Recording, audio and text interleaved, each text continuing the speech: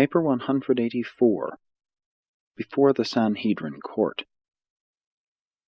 Representatives of Annas had secretly instructed the captain of the Roman soldiers to bring Jesus immediately to the palace of Annas after he had been arrested. The former high priest desired to maintain his prestige as the chief ecclesiastical authority of the Jews. He also had another purpose in detaining Jesus at his house for several hours, and that was to allow time for legally calling together the court of the Sanhedrin. It was not lawful to convene the Sanhedrin court before the time of the offering of the morning sacrifice in the temple, and this sacrifice was offered about 3 o'clock in the morning. Annas knew that a court of Sanhedrists was in waiting at the palace of his son-in-law Caiaphas. Some 30 members of the Sanhedrin had gathered at the home of the high priest by midnight, so that they would be ready to sit in judgment on Jesus when he might be brought before them. Only those members were assembled who were strongly and openly opposed to Jesus and his teaching, since it required only 23 to constitute a trial court. Jesus spent about 3 hours at the palace of Annas on Mount Olivet, not far from the Garden of Gethsemane, where they arrested him. John Zebedee was free and safe in the palace of Annas, not only because of the word of the Roman captain, but also because he and his brother James were well known to the older servants, having many times been guests at the palace, as the former high priest was a distant relative of their mother Salome. 1. Examination by Annas. Annas, enriched by the temple revenues, his son-in-law the acting high priest, and with his relations to the Roman authorities, was indeed the most powerful single individual in all Jewry. He was a suave and politic planner and plotter. He desired to direct the matter of disposing of Jesus. He feared to trust such an important undertaking wholly to his brusque and aggressive son-in-law. Annas wanted to make sure that the Master's trial was kept in the hands of the Sadducees. He feared the possible sympathy of some of the Pharisees, seeing that practically all of those members of the Sanhedrin who had espoused the cause of Jesus were Pharisees.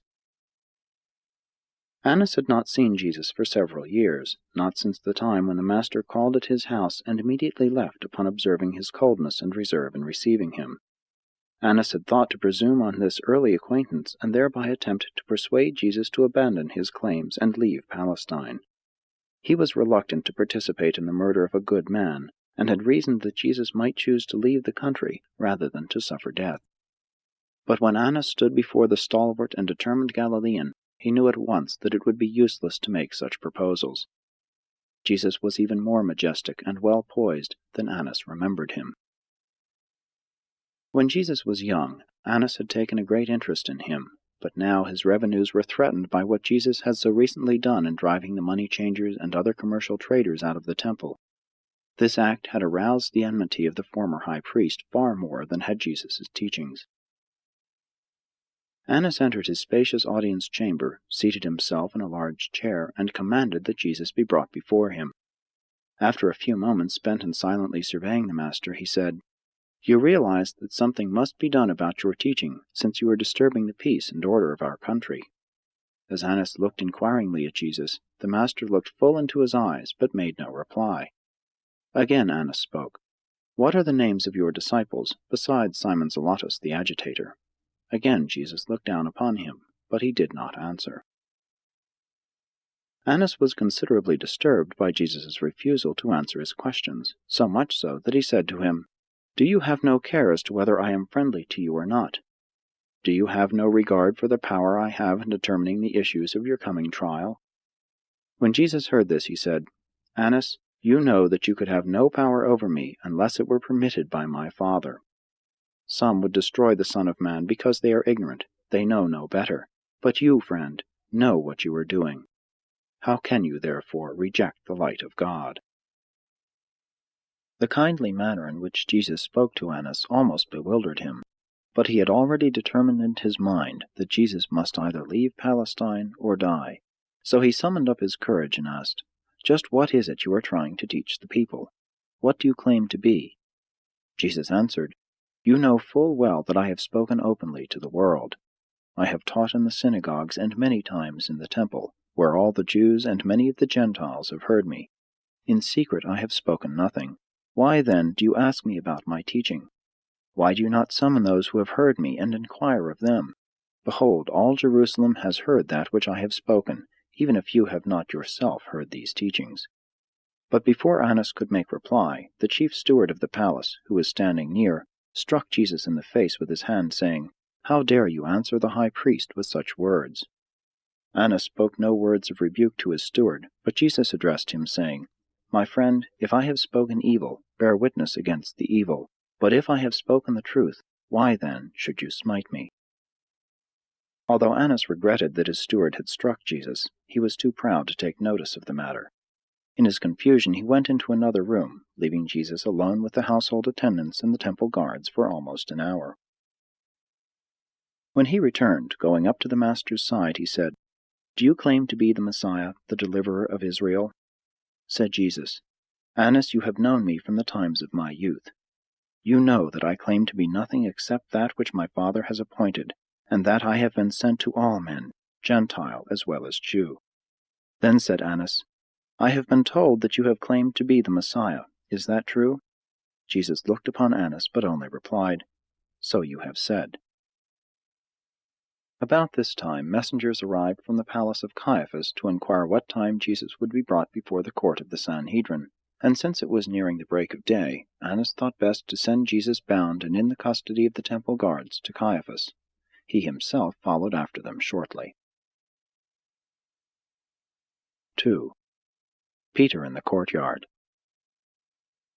As the band of guards and soldiers approached the entrance to the palace of Annas, John Zebedee was marching by the side of the captain of the Roman soldiers.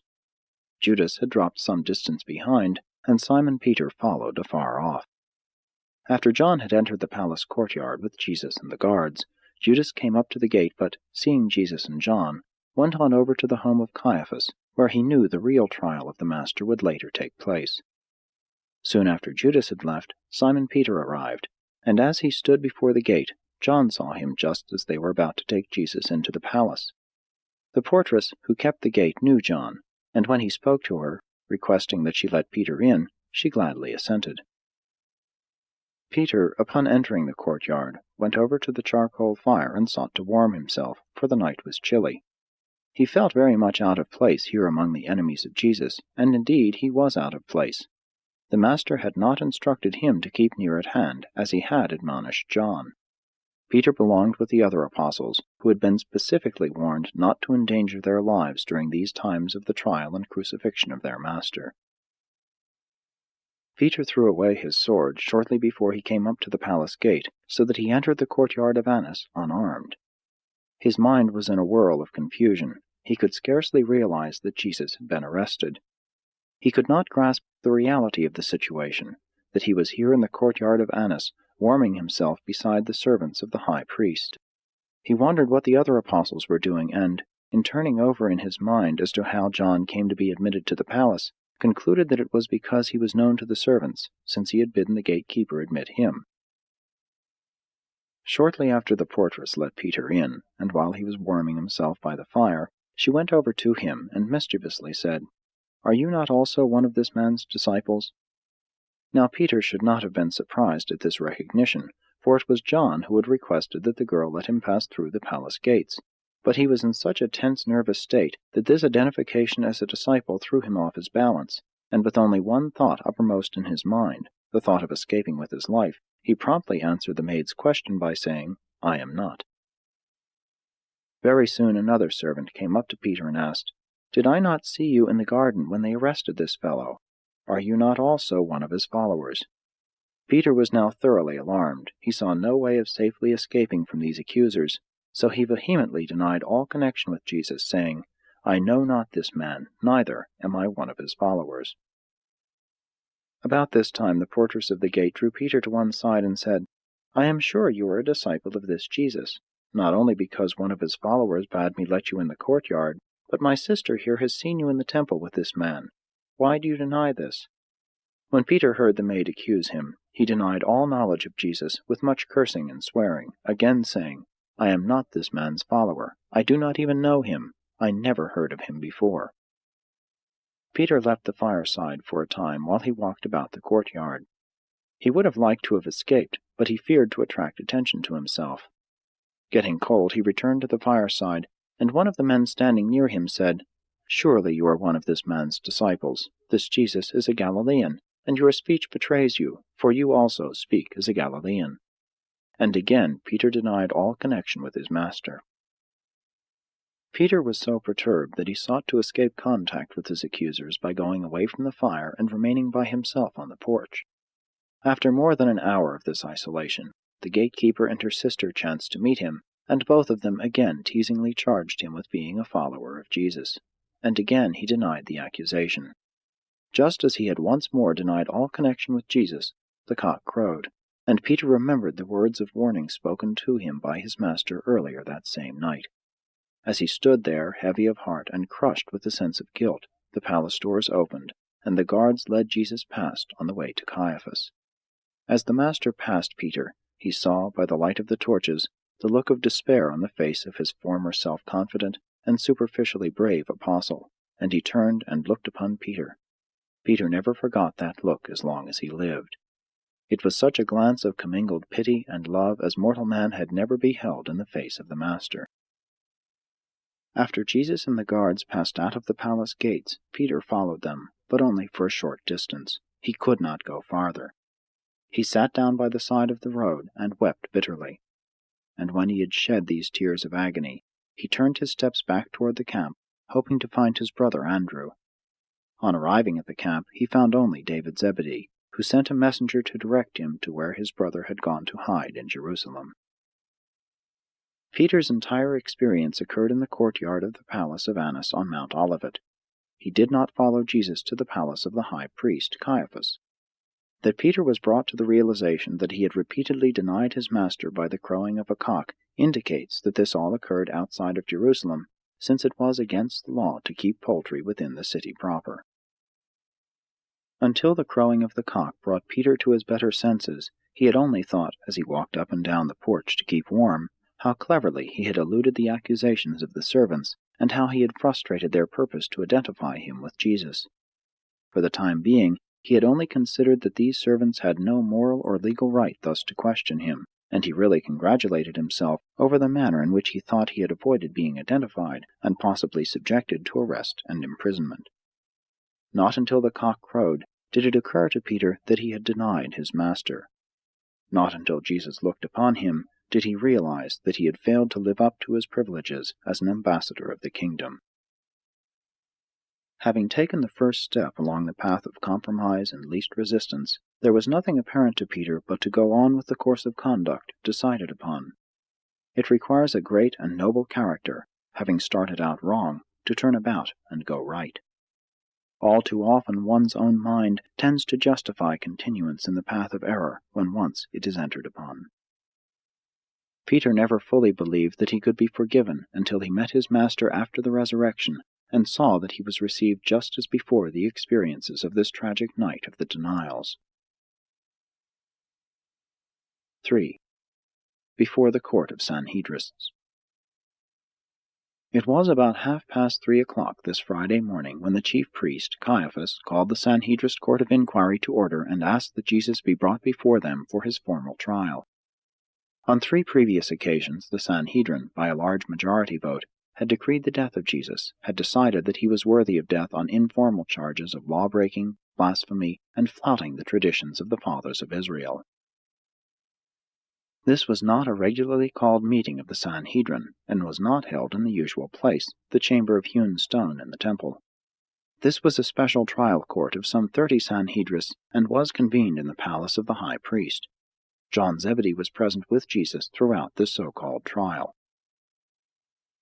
How these chief priests, scribes, Sadducees, and some of the Pharisees flattered themselves that Jesus, the disturber of their position and the challenger of their authority, was now securely in their hands, and they were resolved that he should never live to escape their vengeful clutches. Ordinarily, the Jews, when trying a man on a capital charge, proceeded with great caution, and provided every safeguard of fairness in the selection of witnesses and the entire conduct of the trial.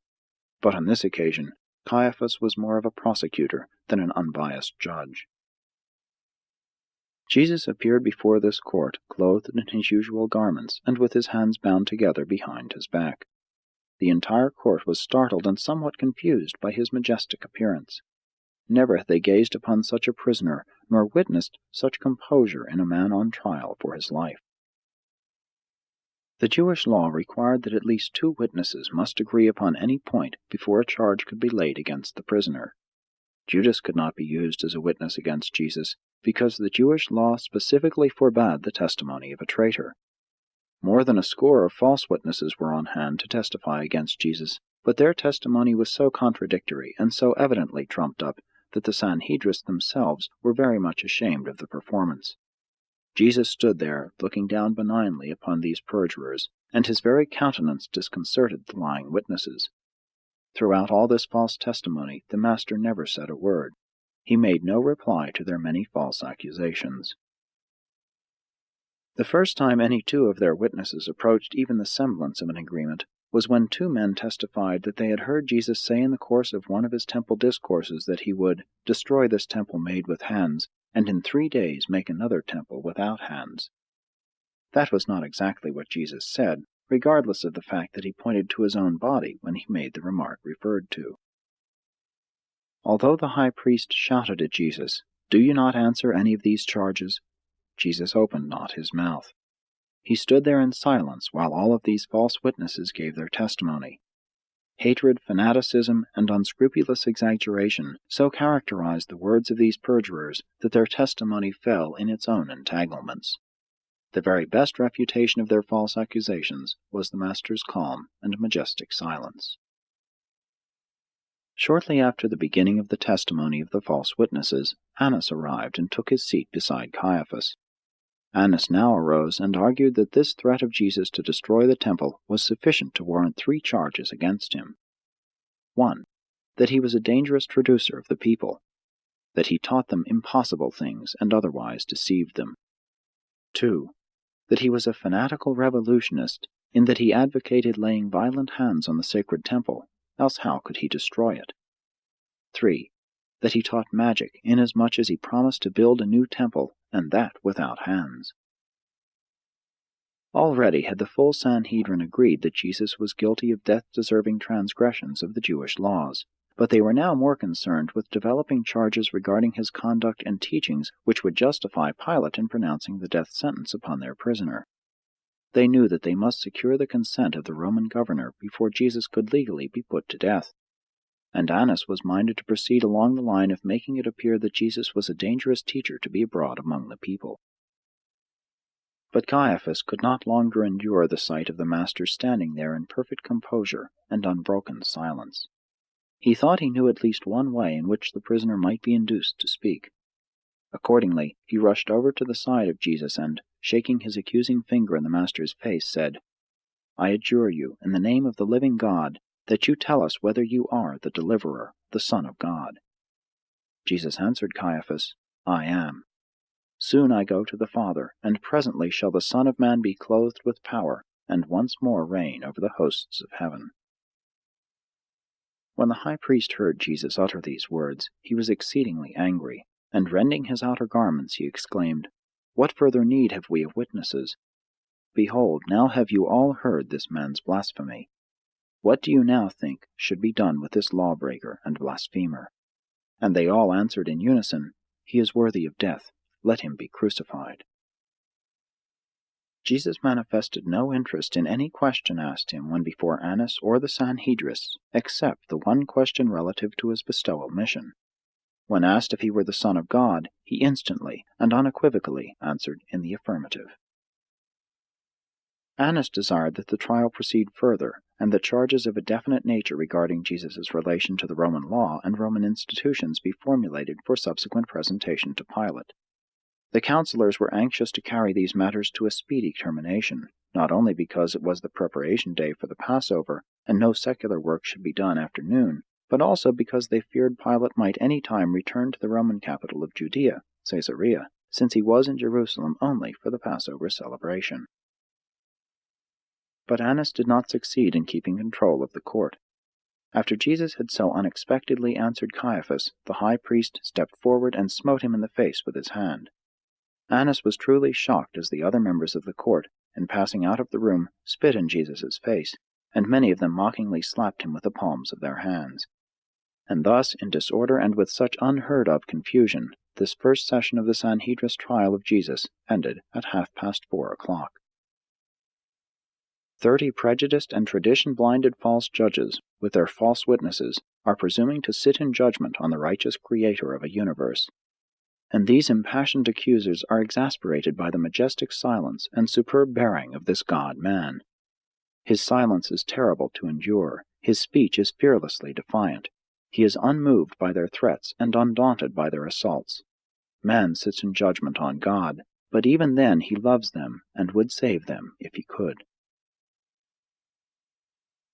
4. The hour of humiliation. The Jewish law required that, in the matter of passing the death sentence, there should be 2 sessions of the court.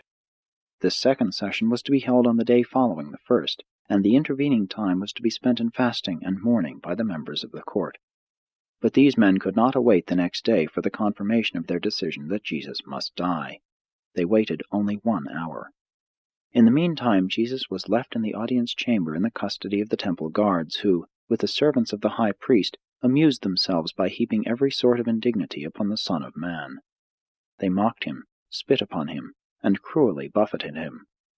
They would strike him in the face with a rod and say, "Prophesy to us, you the deliverer, who it was that struck you."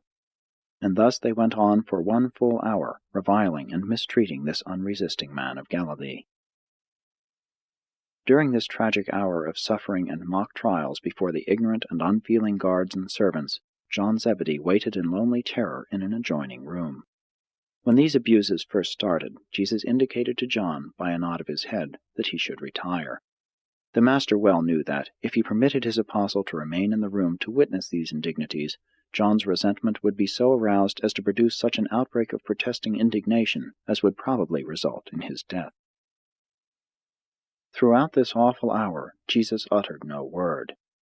To this gentle and sensitive soul of humankind, joined in personality relationship with the God of all this universe, there was no more bitter portion of his cup of humiliation than this terrible hour at the mercy of these ignorant and cruel guards and servants, who had been stimulated to abuse him by the example of the members of this so-called Sanhedrist court. The human heart cannot possibly conceive of the shudder of indignation that swept out over a vast universe as the celestial intelligences witnessed this sight of their beloved sovereign submitting himself to the will of his ignorant and misguided creatures on the sin-darkened sphere of unfortunate Urantia. What is this trait of the animal in man which leads him to want to insult and physically assault that which he cannot spiritually attain or intellectually achieve? In the half-civilized man there still lurks an evil brutality which seeks to vent itself upon those who are superior in wisdom and spiritual attainment. Witness the evil coarseness and the brutal ferocity of these supposedly civilized men as they derived a certain form of animal pleasure from this physical attack upon the unresisting Son of Man. As these insults, taunts, and blows fell upon Jesus, he was undefending but not defenseless. Jesus was not vanquished, merely uncontending in the material sense. These are the moments of the Master's greatest victories in all his long and eventful career as Maker, Upholder, and Savior of a vast and far-flung universe. Having lived to the full a life of revealing God to man, Jesus is now engaged in making a new and unprecedented revelation of man to God. Jesus is now revealing to the worlds the final triumph over all fears of creature personality isolation. The Son of Man has finally achieved the realization of identity as the Son of God. Jesus does not hesitate to assert that he and the Father are one, and on the basis of the fact and truth of that supreme and supernal experience, he admonishes every kingdom believer to become one with him, even as he and his Father are one. The living experience in the religion of Jesus thus becomes the sure and certain technique whereby the spiritually isolated and cosmically lonely mortals of earth are enabled to escape personality isolation, with all its consequences of fear and dissociated feelings of helplessness. In the fraternal realities of the kingdom of heaven, the faith sons of God find final deliverance from the isolation of the self, both personal and planetary. The God-knowing believer increasingly experiences the ecstasy and grandeur of spiritual socialization on a universe scale, citizenship on high in association with the eternal realization of the divine destiny of perfection attainment. 5. The second meeting of the court. At 5:30 o'clock the court reassembled, and Jesus was led into the adjoining room where John was waiting. Here the Roman soldier and the temple guards watched over Jesus while the court began the formulation of the charges which were to be presented to Pilate. Annas made it clear to his associates that the charge of blasphemy would carry no weight with Pilate. Judas was present during this second meeting of the court, but he gave no testimony. This session of the court lasted only a half hour, and when they adjourned to go before Pilate, they had drawn up the indictment of Jesus as being worthy of death under 3 heads. 1. That he was a perverter of the Jewish nation. He deceived the people and incited them to rebellion. 2. That he taught the people to refuse to pay tribute to Caesar. 3. That, by claiming to be a king and the founder of a new sort of kingdom, he incited treason against the emperor. This entire procedure was irregular and wholly contrary to the Jewish laws. No 2 witnesses had agreed on any matter except those who testified regarding Jesus' statement about destroying the temple and raising it again in 3 days. And even concerning that point, no witness spoke for the defense, and neither was Jesus asked to explain his intended meaning. The only point the court could have consistently judged him on was that of blasphemy, and that would have rested entirely on his own testimony.